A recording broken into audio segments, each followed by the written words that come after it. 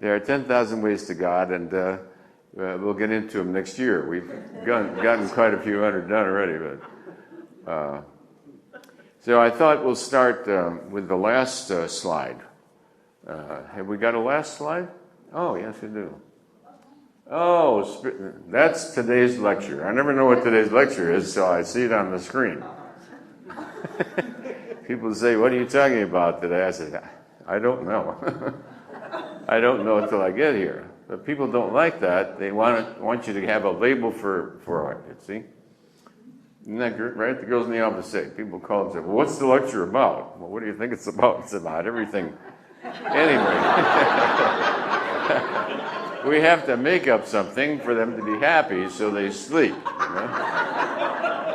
You notice when you pass churches, they always have Reverend so-so will be speaking Sunday on, and then he's probably making it up. He'll say, "I don't know, put anything up there looks good." Faith and prayer. That's a good one. Faith and prayer.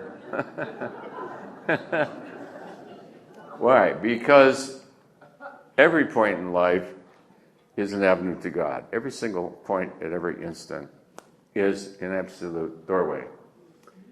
But today we are talking about spiritual fiction and myths. We try to, be timely as well. We live in a world, and we don't want to disparage the world, but see what's going on. And of course, right now, spiritual fiction is selling very big.